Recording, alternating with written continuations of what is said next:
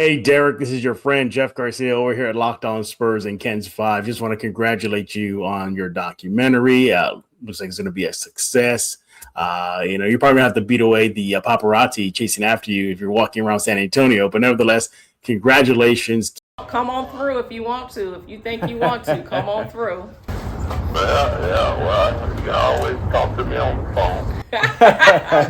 I'll call you. I'll talk to you a little later.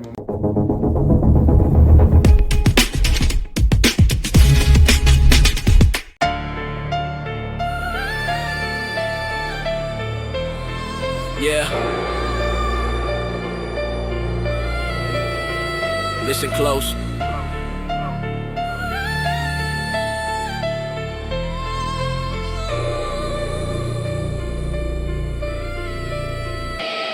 I'm Derrick Gervin, this my legacy talk. Not just points on the board, it's the miles that I walk. Early mornings in the dark, gym lights still off. While the city's still sleeping, I was paying that cost. Basketball gave me a voice, but discipline raised me. Game taught me patience, pressure couldn't faze me. Every scar on my knee was a chapter I wrote. Every miss turned fuel, every win gave hope. They see highlights, but they don't see the grind. Don't see the nights where belief fell behind. When the crowd ain't clapping and the phone don't ring, that's when character speaks louder than a championship ring. This beyond the game, yeah, it's bigger than fame. I learned how to lead when nobody knew my name, how to show up on time, how to stand on my word, how to lose with respect, how to win still, humble still learn. I did it for the next one, watching from the stands, thinking maybe one day if I give it all I can, I'm proof the work talks. Back when you listen and purpose shows up, when ego goes missing. So if you hooping or dreaming or trying to find your way, understand the game don't owe you a play. You earn every minute, every rep, every chance. Life keeps scored by effort, not luck or advance. I'm Derrick Gervin, remember the name, but remember the lesson. More than the fame, this my story, my legacy, written in sweat and pain. Inspire the next generation, yeah, beyond the game.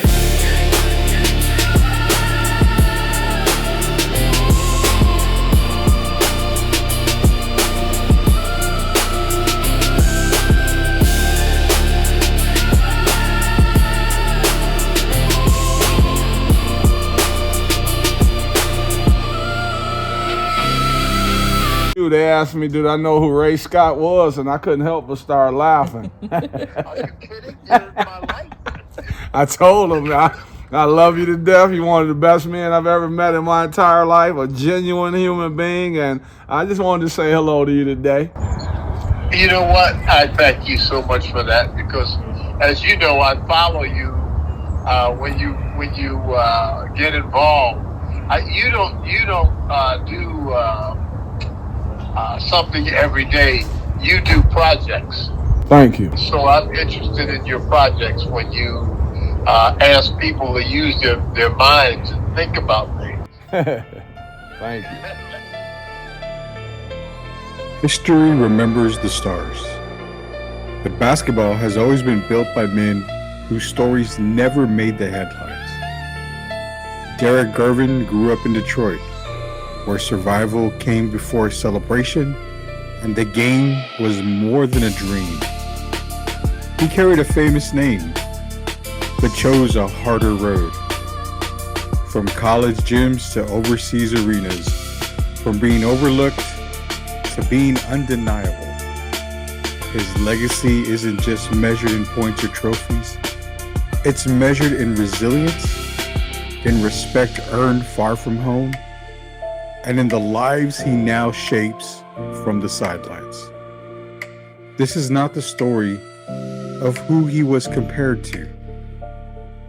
This is a story of who he became.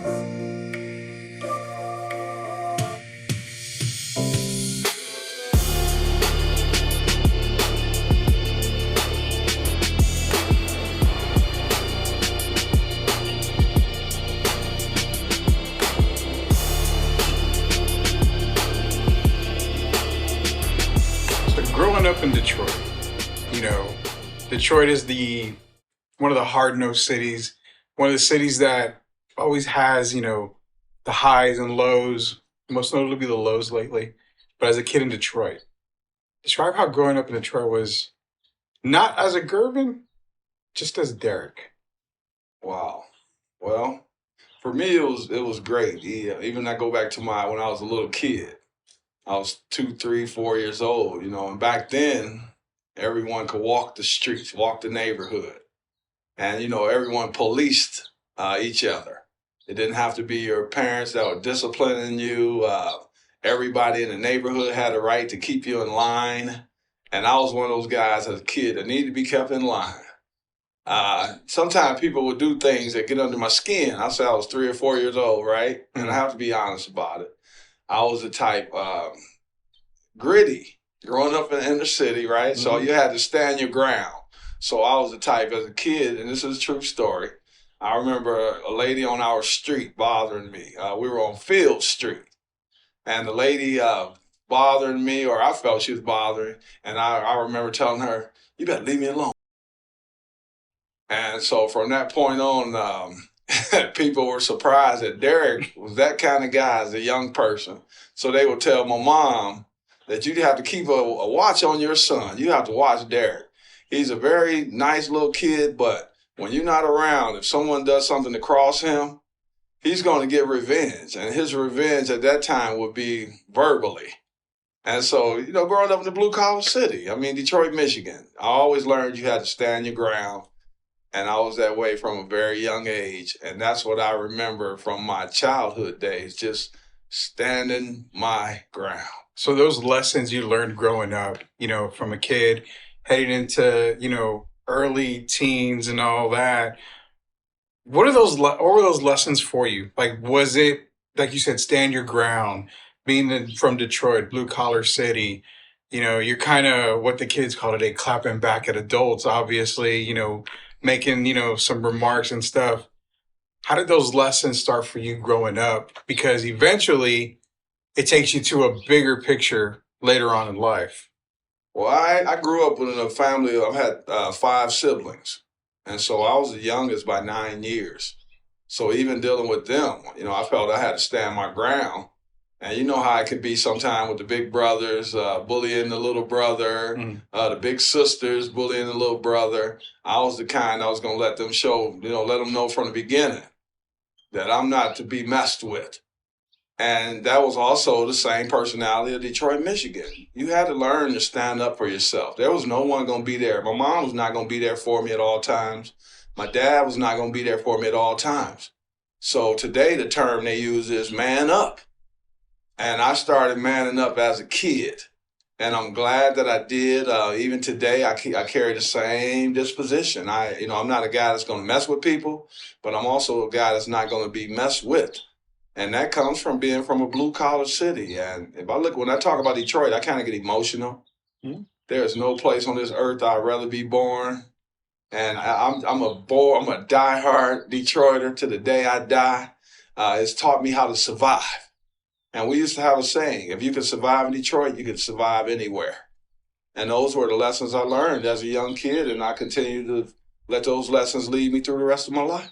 You bring up family and, the survival of the fittest, just in the family part, because you've got older brothers, older sister, the family aspect of siblings, how being the youngest of all of them, because for granted, like you said, they pick on you. They're going to try to make you tougher. Is that family environment close today as it was even at that time? I believe today it's even closer because as you get older, you mature and you realize that tomorrow's not promised. And so now when I look at us all in our 60s and 70s, it takes me back to those days. We didn't have the same understanding that we have today. Back then, as a kid, you thought you were going to live forever. So, things went on in your life. If you might have had an incident with someone, you might make up down the line, and you might not make up down the line, right?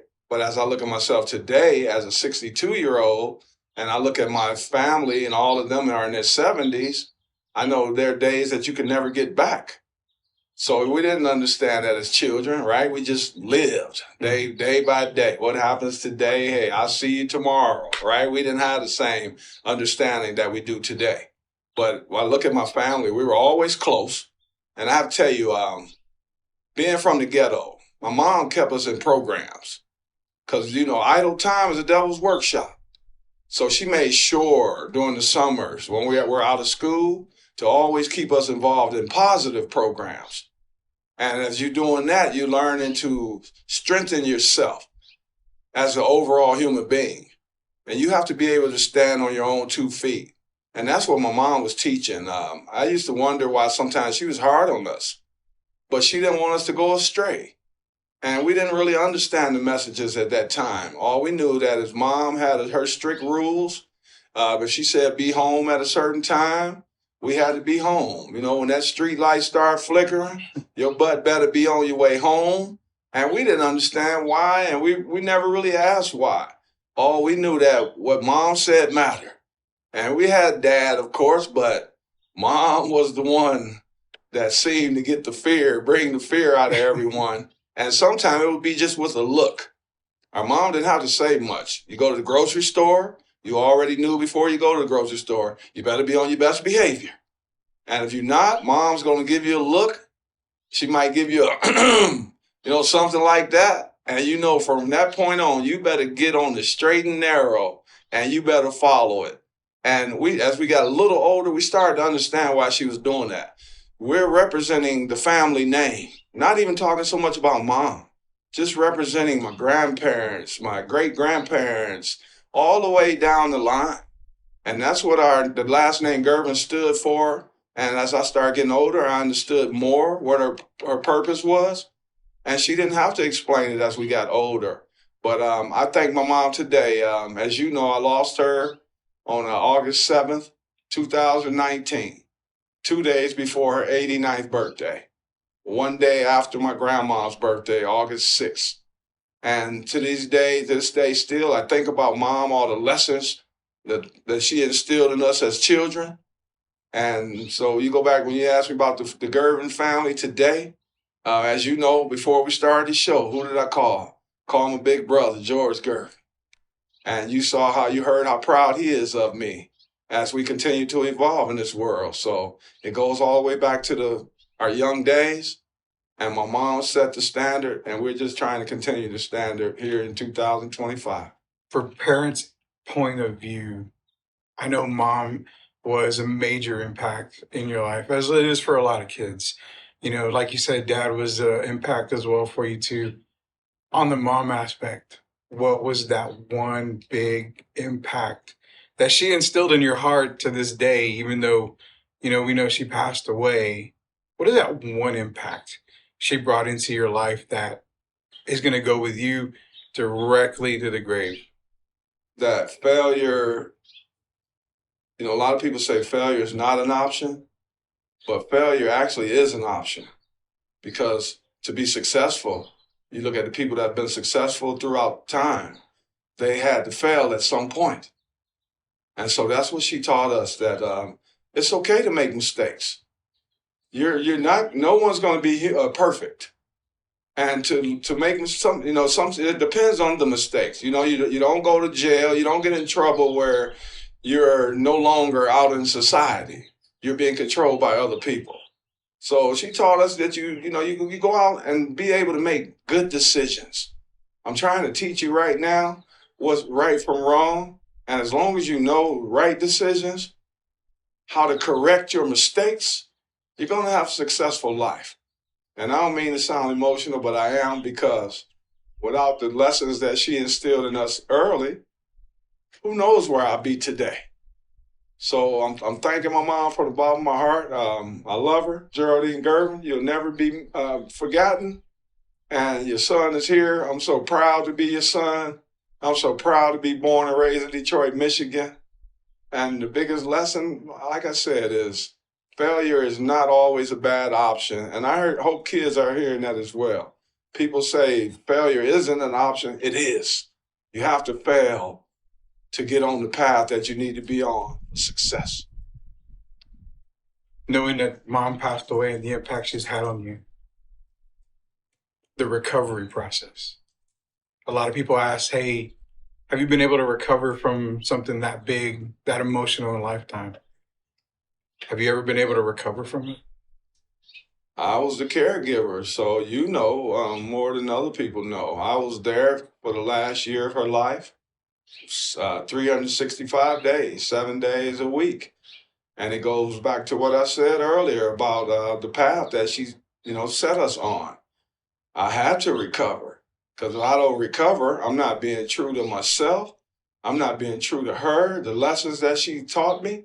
I'm not being true to my nieces and nephews, my brothers and sisters. I have to recover. If I don't recover, how can I set the tone for the younger ones that are coming up in my family, my great nephews, my great nieces? They have to learn that life goes on. It's not going to be an easy path. My life will never be the same without my mom. But my thing is to keep making her proud day after day. And to do that, you have to learn to move on. You don't forget, but you have to move on, and you have to continue to strive to be the best person you can be. Today is Saturday. I'm so blessed to be alive today on December 20th. All I want to do is become a better person by December 21st, 2025. And that's the biggest lessons I learned from my mom. Mom's definitely taught you a lot, especially growing up. And I liked what you just said a little while ago about the impact, because you being the baby of the siblings, you are that, patriarch for the younger Gervins that are coming on up. So you're instilling in them what mom instilled in you. And I think that always portrays you as being the ideal person that you are right now, because not only are you helping the younger Gervins growing up, but it's also the impact in the community that we're going to get into later when it comes to kids. And speaking of the kids part, I got to ask you, as a kid, when did basketball enter your life? Because I know at 2 or 3 years old, you weren't trying to dunk a ball or anything like that. But at some point, basketball had to say, you know what? I've got to come into your life, and I've got to guide you on this path that your other siblings have been on. So when did basketball hit Derrick's life? Well, as a 2-year-old, you don't even really know what basketball is. All you know, you see your brothers and sisters walking around with this big orange thing, and I don't know what it's about. But as I get to be 3, 4 years old, I started understanding. They used to come in with their uniforms on as they come in from practice. Mm-hmm. I was always a sponge. I'll get to that later, but my granddad used to call me walkie-talkie, because I'm the kind that's going to ask questions, and I sit back and I observe. So around 4 years old, I started carrying my basketball around with me everywhere I went. Outside, I started learning, practicing dribbling, and it became a part of my body. Mm-hmm. They have pictures of me. I would have to find some of the pictures. They have me when I go to sleep. I lay on the carpet, on the floor, and I'm sleeping. What's right in my arm right here? My basketball. Yeah. This thing right here. And I started loving the game as a youngster. That's all I knew. My sisters were very studious, and my brothers were very studious when it came to that round basketball. And so, I would say 4 years old is where I really started understanding what the game was about, and started studying the game religiously. And, I'm the type guy going to ask questions. Why does this ball bounce this way? Why is that basket the size that it is? I'm one of those guys. So, the basketball started playing a big impact in my life from the time when I'll say about 4 years old.